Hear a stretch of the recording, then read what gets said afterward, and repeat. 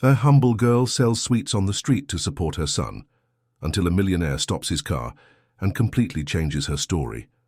People hurried past on the icy New York sidewalk, dodging her as if she were invisible. With a cardboard box resting on her arms, filled with homemade sweets wrapped in cheap plastic, the young woman tried to smile, but each rejection felt like a slap in the face. Some looked at her with contempt, others simply pretended she didn't exist. A group of rich teenagers, laughing loudly, stopped in front of her. One of them picked up a sweet, took a bite, and spat it on the ground, laughing, "This is poor people's trash. You should be in a shelter, not on the street trying to scam decent people." Her face burned with shame as her teary eyes searched for any sign of dignity. Behind her, a black luxury car pulled up to the curb. The tinted windows slowly rolled down, revealing the watchful gaze of a powerful man. No one knew that this scene, marked by humiliation, was only the beginning of a turning point that would change destinies. Silence fell over the street as the man got out of the car, wearing an impeccable suit that contrasted sharply with the girl's simplicity. Everyone expected him to kick her out or ignore her like so many others had. But instead, he bent down, picked up one of the sweets that had fallen to the ground, and tasted it without hesitation. The simple flavor brought back something no one around him could have imagined. A forgotten childhood, a memory of his mother who made identical sweets before he was a millionaire. The group of teenagers backed away, confused.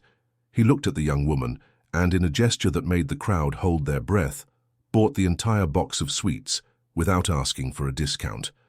But this seemingly kind act hid something much greater. In that silent exchange, a secret buried deep in his past would slowly be revealed, and the humble girl wasn't as ignorant of his story as everyone believed. If this scene has already made you feel the shame, injustice, and unexpected twists that life can bring, don't miss it. Subscribe to the channel now to follow each new story that touches your heart and exposes the power of destiny. Leave a like to further strengthen this space where we reveal that no one stays on the ground forever. And write in the comments, do you believe that justice comes at the right time, even when everyone seems against you? Your answer may inspire others who are also living their own silent battles. Winter in New York seemed even more cruel that day, not only because of the wind that cut through the skin like invisible blades, but because of the way the city, indifferent and hurried, treated those with nothing but their own courage to survive. The streets were covered in thin, dirty snow, taxis sped past, and the lit storefronts revealed a world unreachable to those living outside. It was against this backdrop of brutal contrasts that a young woman with a weary look walked with firm steps, despite the weight she carried not only in her arms, but in her heart. She held a makeshift cardboard box, inside which were small packages of simple homemade sweets, hastily made in the cramped kitchen of her apartment, with the sole purpose of putting food on the table for her 4-year-old son. Her face bore the invisible marks of sleepless nights, of life's forced choices, of a silence imposed by circumstances. He wore a worn coat, clearly a donation, and his shoes were torn at the toes, revealing they'd already walked more than they should have. Around them, elegant people passed by with looks that oscillated between haste and contempt, as if this young woman were just another noise in the urban chaos, an annoying detail amid the artificial glow of the neon signs. Each sweet offered was a plea for dignity. Some people coldly refused, others pretended not to hear, and rarely did anyone stop to ask how much it cost. But the cruelest detail lay in the contrast. As she held out her trembling hands with her cheap packages just a few meters away, a crowded cafe served $12 coffees and imported cakes that no one even finished. It was as if the entire city shouted in unison that there were places for the strong and places for the discarded, and she belonged to the latter group. Her son wasn't with her at that moment, but his memory was the flame that kept her going. Every rejection was painful, but every sad look the boy gave her as he opened the nearly empty refrigerator was the impetus to keep going. And on that sidewalk there was more than a mother's effort. There was the seed of a story no one could have foreseen, not even the arrogant glances that were about to witness a scene that would change everything. Further ahead, parked in front of a mirrored glass office building, a luxury car waited with its engine running. Its chrome wheels reflected the city lights, and the metal emblem on the front betrayed the fact that it belonged to someone far above the girl's reality. The driver remained motionless, but inside the car, a man watched intently, as if already knowing that this scene would cross his path forever. The city was in a rush, but time seemed about to stand still. The protagonist had no idea that, on that same sidewalk where she was now ignored and humiliated, in a few hours she would face a destiny capable of exposing old wounds, awakening buried memories, and revealing that even the most distant worlds can intersect in a brutal, silent, and poetic way. From a very early age, life had decided she wouldn't have it easy. Born in a forgotten neighborhood on the outskirts of town, she grew up in a wooden house where rain pelted through the roof and cold days were overcome with musty-smelling blankets. Her father, an absentee, left home when she was just 5, leaving behind broken promises and a mother who juggled 2 jobs to keep her daughters alive. Her childhood was marked by trips to community shelters, where she received used clothes from strangers and learned that toys were not a priority for those who were hungry. As a child, she discovered that inequalities were not just about money, but also about the way people looked at her, who treated her as invisible, as someone destined to occupy the places others rejected. At school, she was the girl who arrived with a stained uniform and donated notebooks, but still tried to blend in.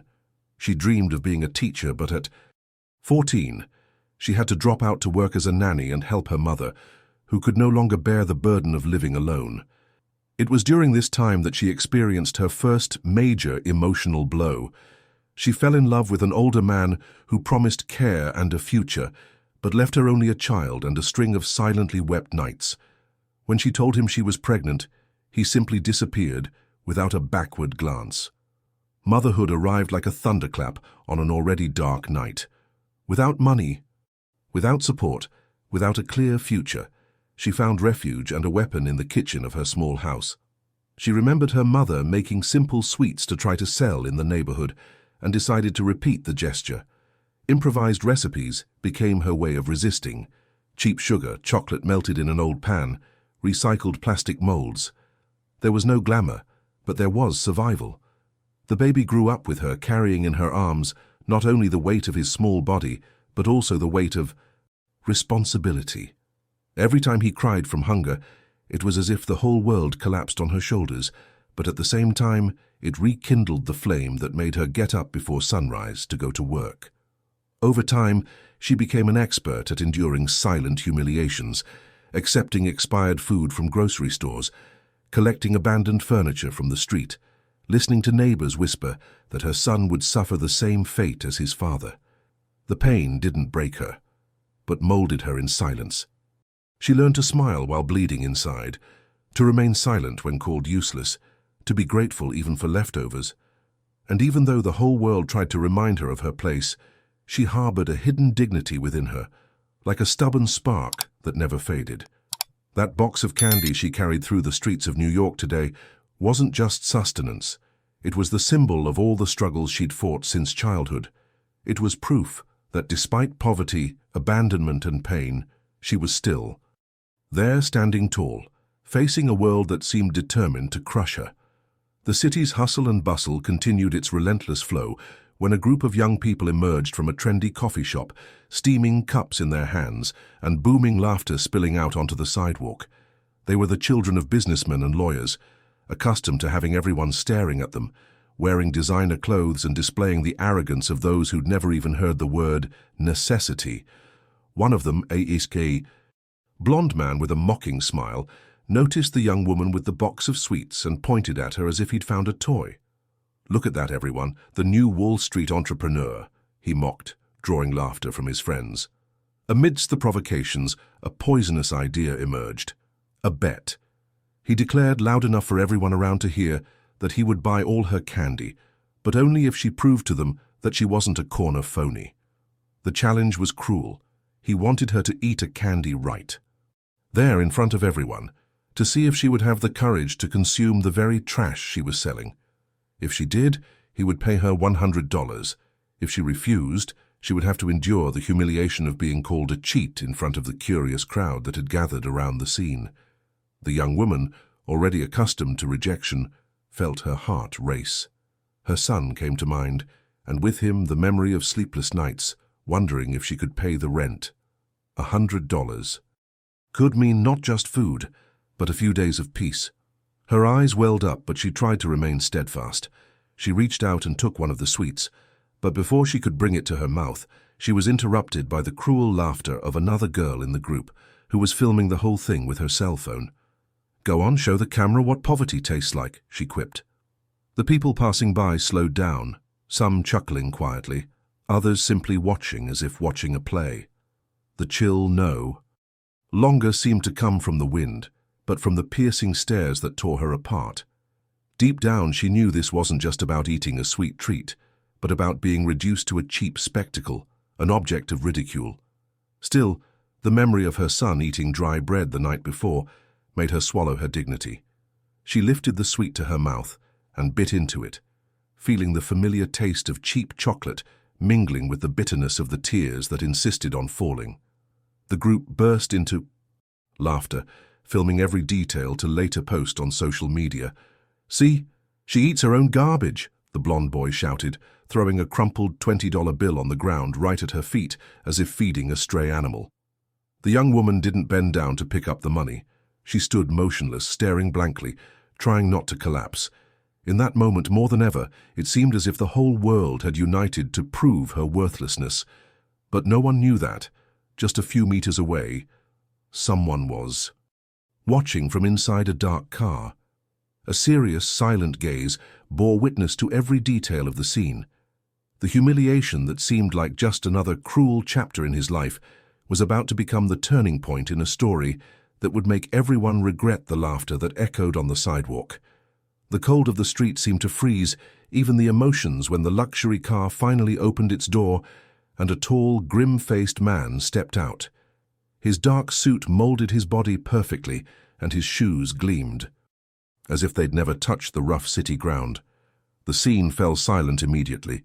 The teenagers, still laughing at the humiliation, instinctively fell silent, as if sensing the man's unexplained authority.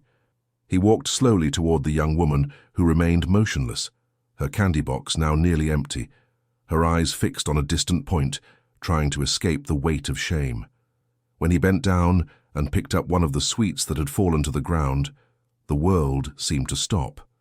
The girl, surprised, simply stared after him, unable to understand why someone like him would do this. The man took the sweet into his mouth, chewed silently, and looked up at her. There was something in that look that disarmed her. It wasn't pity, it wasn't contempt, but a mixture of recognition and remembrance. She felt her heart race, unsure if it was from fear or the strange sensation that this stranger carried within him a part of her history. With an unexpected gesture, he took his wallet from his pocket and, without ostentation, withdrew a significant sum of money. He held it out to her, but not as if offering charity, but as if recognizing value. "How much is the whole box?" he asked firmly, sounding more like a statement than a question. The young woman hesitated, trying to organize words that wouldn't come. Her silence was interrupted by one of the young men who muttered, "You're buying junk, sir." The millionaire slowly turned toward him and gave him an icy stare, so heavy it made the boy swallow his arrogance and look away. The girl finally managed to respond, her voice almost fading in the freezing air. "Yeah, it's very simple. It's not worth that much." He ignored her attempt to belittle his own work and placed the money in her hands. "It's worth more than you think," he said softly, with an intensity that made her tremble. Her hands closed around the bills, but the gesture brought no relief, only more confusion. She sensed there was something hidden behind their encounter, something she couldn't yet decipher. The eyes around her were divided between curiosity and embarrassment. The teenagers dispersed, uncomfortable at no longer being the center of attention. The young woman remained there, unsure whether to thank him or simply turn away and flee the situation, but he didn't give her that choice. "What's your name?" he asked, looking directly into her eyes, as if seeking more than a superficial answer. She hesitated. almost afraid that revealing her name might open a door she would never be able to close. Still, she answered with the firm voice of someone who had nothing left to lose. In that instant, their direct contact wasn't just a meeting of distant worlds. It was the beginning of an invisible bridge, built not by the apparent kindness of a millionaire toward a poor young woman, but by a secret buried in the past, inevitably about to be unearthed. The next few minutes unfolded like a cruel play performed before unseen spectators. The young woman still clutched the money the millionaire had given her, but before she could compose herself, one of the young men in the group returned, driven by the need to regain the center of attention he had lost. He approached with a venomous smile, and in front of everyone raised his voice. "So that's how it works? Just sell a handful of cheap sugar, and you'll win millionaires? Maybe you're offering something more than just sweets, right?" The crowd that still stood close let out low murmurs. The insinuating words fouled the air more than the snow trampled underfoot. The girl's heart raced. Her hands trembled, but she didn't lower her head. However, before she could respond, another young man completed the provocation, filming every second with his cell phone. "This is going to get a lot of views. The street con artist who seduced a tycoon with fake candy." Laughter erupted between them, and the cameras rose like invisible swords, ready to cut her into 1,000 pieces. The millionaire remained motionless, but his gaze was as cold as ice. He could have asserted himself in that moment, could have used his natural authority to silence the group, but he didn't. He simply observed, as if the collective contempt were part of a spectacle that needed to unfold to its end. For the young woman, his neutrality was like a second slap in the face. She wasn't just a victim of the spoiled rich who ridiculed her. Now she also bore the pain of being left exposed by the one who, for a brief moment, seemed to have been her salvation. The laughter intensified when one of the boys kicked the fallen candy, scattering it across the sidewalk. "Look, everyone's going to get a piece of the street vendor," he mocked. Some passers-by looked away, embarrassed, but no one stepped forward to defend her. The city's complicit silence was more painful than the words that hurt her. Her face wet with uncontrollable tears, the young woman bent down to gather the remains of her dignity. Scattered on the cold asphalt, each recovered candy was a piece of her soul crushed by indifference, and in the midst of this simple gesture, she raised her eyes and met his, the man in the impeccable suit who continued to observe her silently. There was something in his gaze that wasn't pity, but neither was it defense. It was as if I were caught between two worlds, the arrogance of someone who had always held power and the memory of something I still didn't dare acknowledge. The girl slowly stood up, clutching the nearly empty box to her chest. The murmurs still echoed, and the cell phones continued recording, immortalizing the scene to be consumed as a virtual spectacle. She felt her existence had been reduced to a caricature, a cruel clip about to go viral, but something inside her was beginning to shift. For the first time, the humiliation wasn't just turning into pain, it was turning into a silent fire, a force she herself didn't yet know how to harness. And it was precisely in this invisible fire that the spark of what was to come was lit. For while everyone believed they had managed to reduce her to nothingness, the young woman silently carried a knowledge that would change the logic of that cruel game, revealing that public scorn was not the end of the story. It was only the beginning of the downfall of those who believed themselves to be at the top. Night fell over the city, and with it, the weight of the day seemed to lift from the young woman's shoulders. But there was something different in his gaze. It wasn't just pain or shame that flowed silently through the dried tears on his face. There was a spark of determination, as if he had finally decided to break the pact of silence he'd maintained for years. The millionaire, after moving away from the noisy and humiliating group, turned to her with a questioning look, as if trying to understand why that scene had caused her so much discomfort. He moved closer, and the air between them seemed denser, charged, with a tension that went beyond coincidence. It was then that she raised her head, and in a calm, firm voice, said something that completely changed the atmosphere. "You didn't fool me. I know who you are." The silence that followed was deafening. The man, accustomed to controlling every situation, felt the ground shake for a moment. He hadn't expected this young woman, with her simple clothes and calloused hands, to pierce his polished mask. She took a step forward, keeping her gaze fixed on his. You think I don't remember? Maybe to you this is all just another coincidence, but I remember your mother. I remember the neighborhood. I remember when you had nothing too. I was just a child, but I was there. You fled that place, built an empire, and erased every detail of the past. But I haven't forgotten. The impact was devastating. He stood motionless, his eyes wide, his body rigid as stone. The crowd, still hovering, even without understanding her words, realized something. Extraordinary was happening. She continued without raising her voice, but letting each word fall like a sharp blade. You look at me and pretend I'm just another stranger trying to survive, but I carry memories you've hidden. I saw your mother, before she died, still make sweets like these, the same ones I sell now. She said she made them to keep alive the hope that you would never forget your roots. And look, you almost forgot. His face drained of color. No audience, wealth, or status could shield him from that revelation. He felt as if the invisible walls of power and prestige he had built began to crack as the memory surfaced.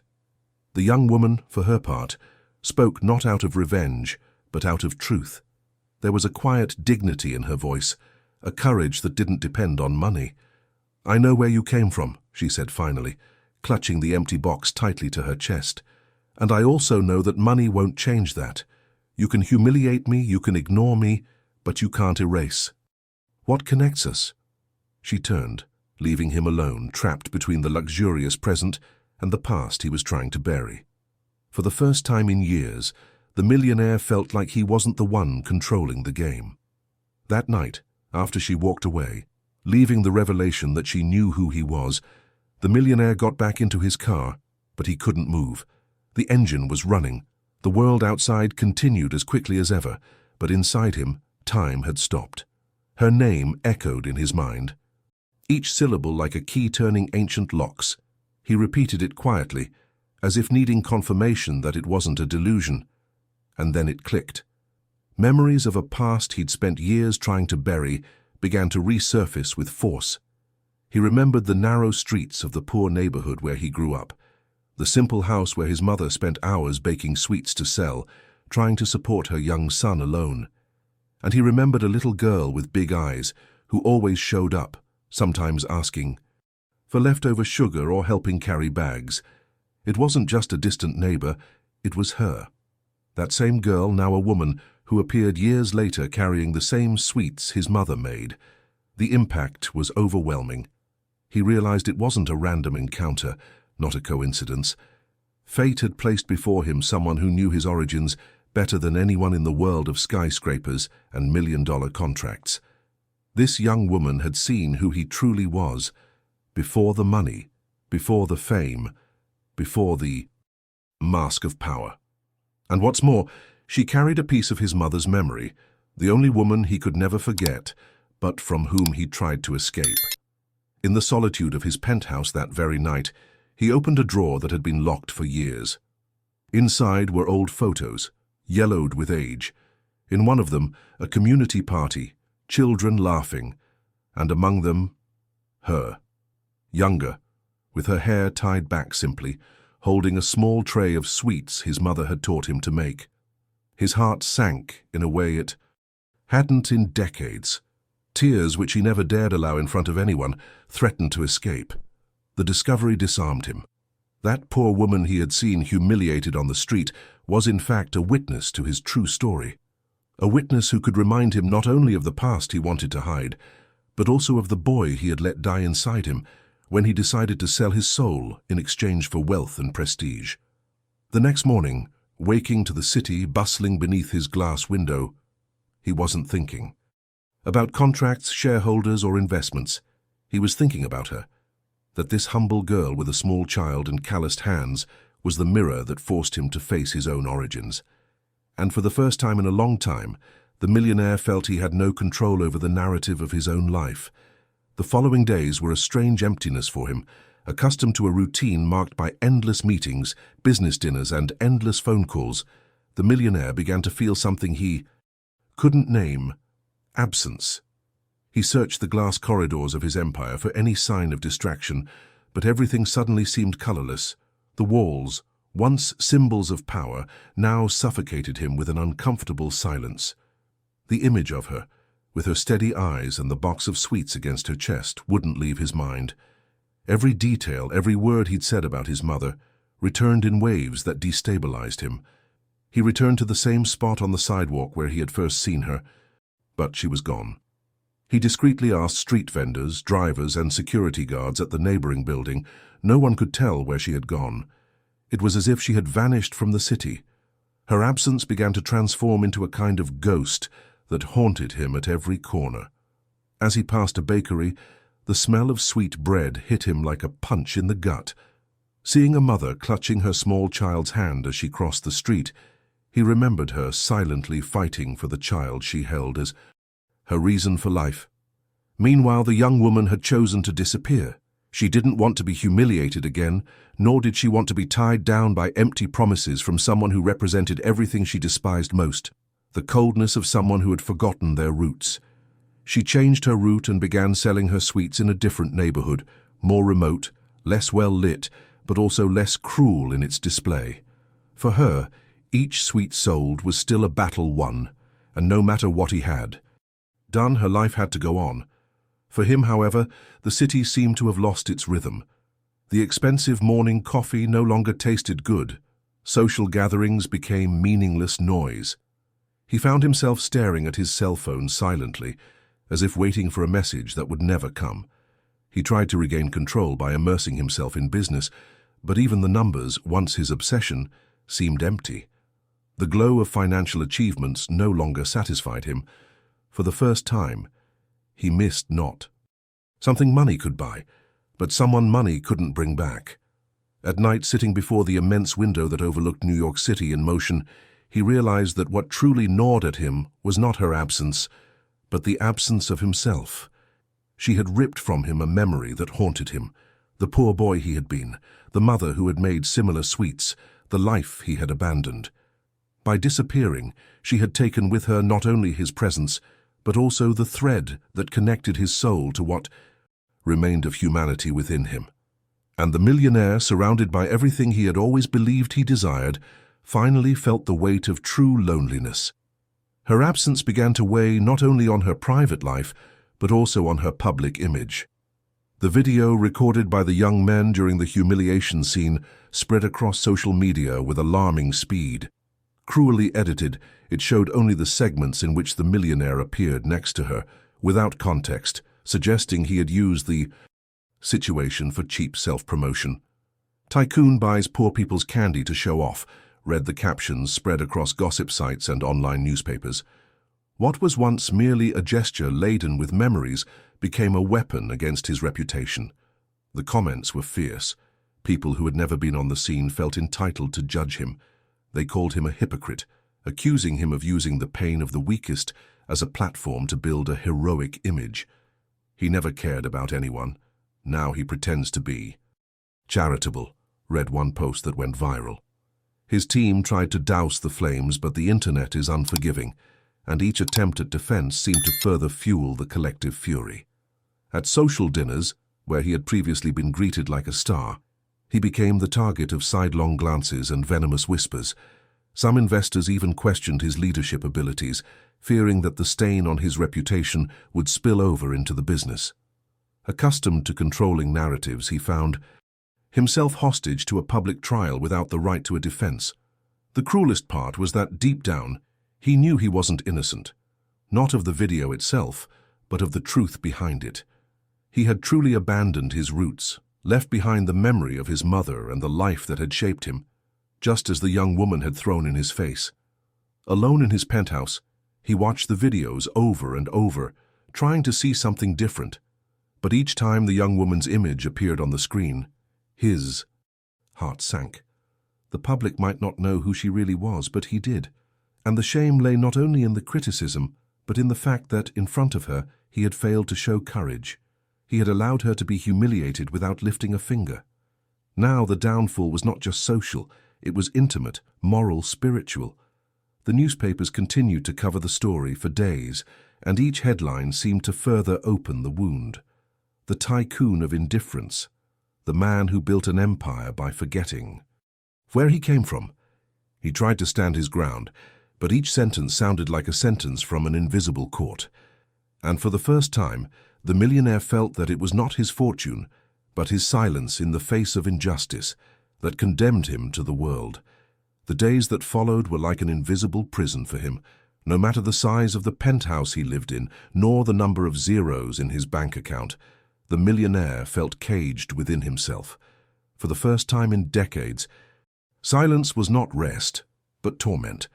He sat before the enormous glass windows, watching the city pulse below, and the feeling was of being separated from everything, as if he were nothing more than a shadow surrounded by luxuries that no longer had any meaning. The public criticism had hurt him, but what truly gnawed at him was the memory of her, the young woman who had faced humiliation head-on and who, even when exposed, had the courage to remind him of who he truly was. This was what began to dismantle each layer of the wall of arrogance he had built throughout his life. For the first time, he saw that his fortune had not erased his past. It had merely covered it, like a cracked painting that insists on revealing the scars beneath. He began revisiting forgotten memories. He opened old boxes filled with photos, childhood objects, letters from his mother. In every detail, he rediscovered the simplicity he had lost, the smell of coffee brewed through a cloth strainer, the laughter of the neighborhood gathered on afternoons filled with nothing but hope, and above all the figure of his mother selling sweets on street corners to support her son.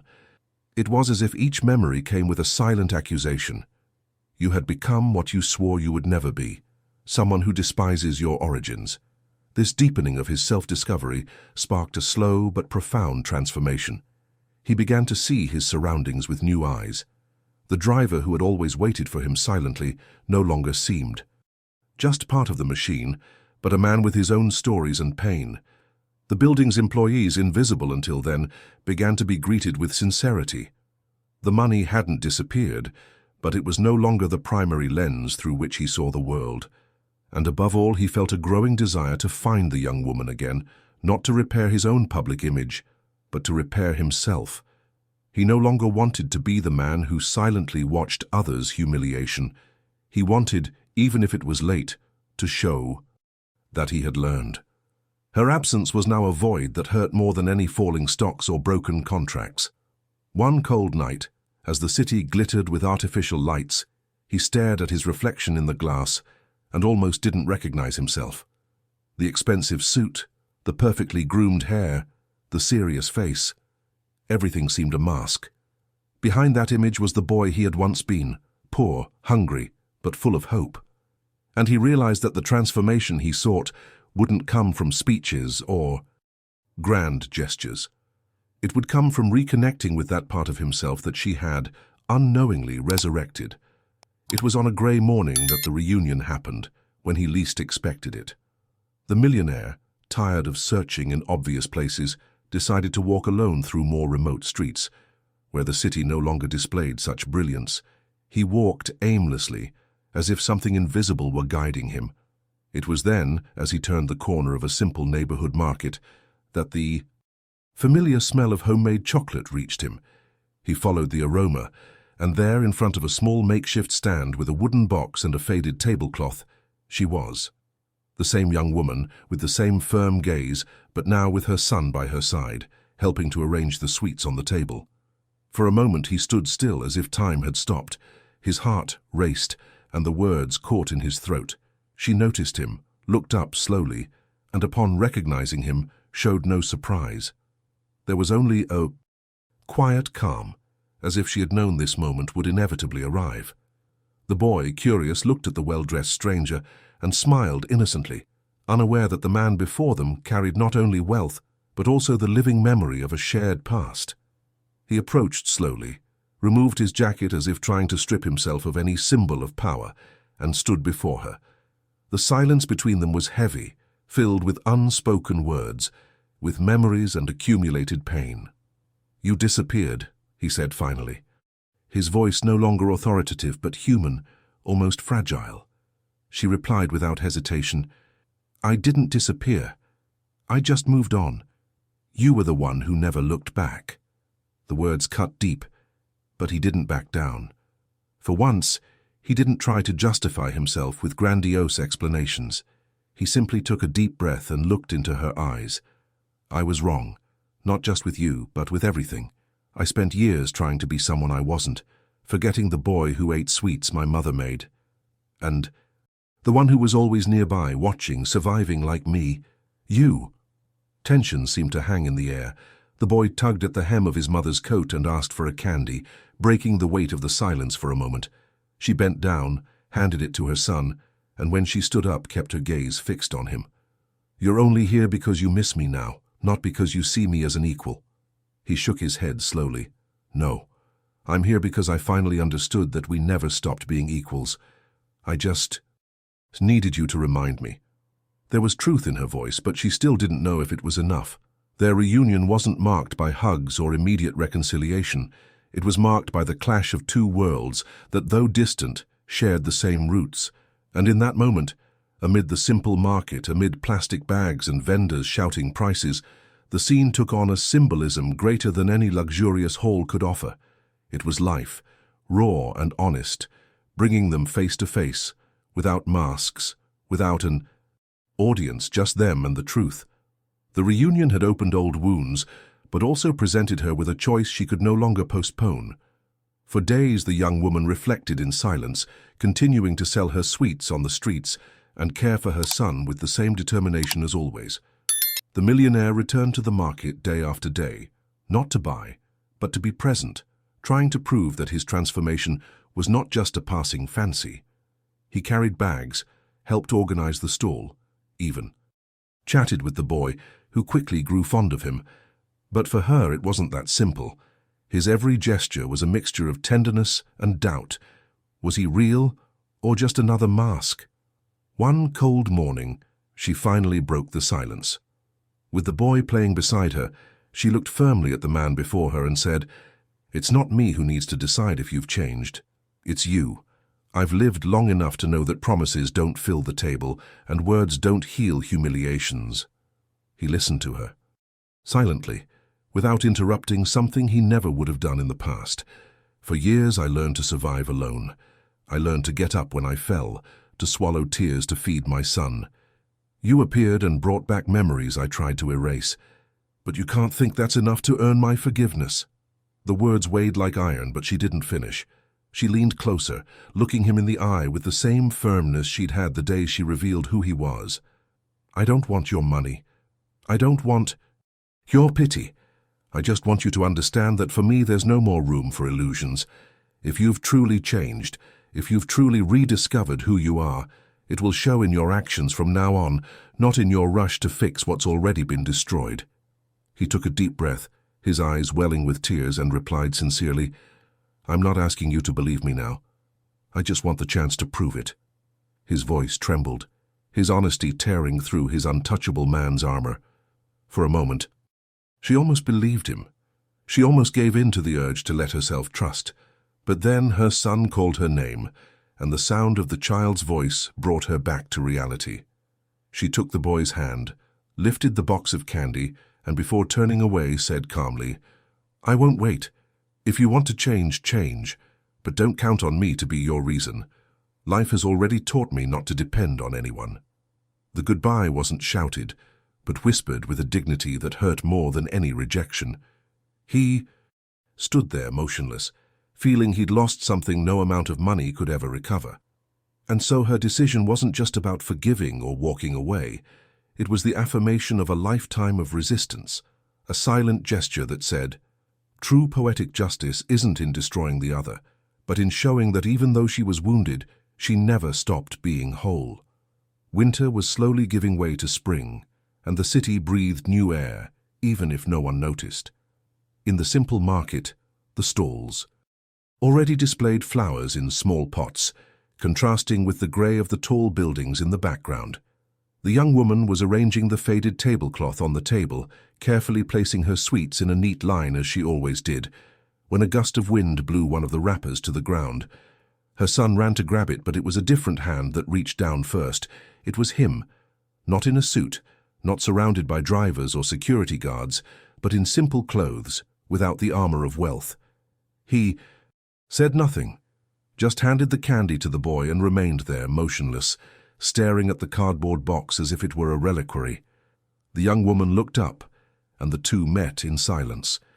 There was no audience, no cameras, no humiliation, just a moment suspended in time, filled with everything that had been left unsaid and everything that could still be. The boy smiled, holding the candy tightly between his small fingers, unaware that that simple gesture carried the weight of two worlds, colliding. The mother and the man looked at each other once more, and in that look there was no declared forgiveness or explicit goodbye, only the certainty that something had changed forever. The invisible camera of life would slowly pull away, revealing the vibrant city around it, the shouts of vendors, the hurried footsteps of strangers, the indifferent normality that remained. But in that small space between a box of sweets and a shared silence, something had been rescued. Not a romance, not fair promise, but the memory that even in the deepest wounds, there is a thread of humanity that insists on surviving. And so, without final words, the scene dissolved into the cold morning air, leaving only the echo of a look as an answer. If you've made it this far, I want to hear your opinion. What would you do in her place? Comment below. I'll read every answer. Don't forget to like, subscribe to the channel for more stories like this, and click on the video that's currently playing on your screen. I'm sure it will captivate you as much as this one.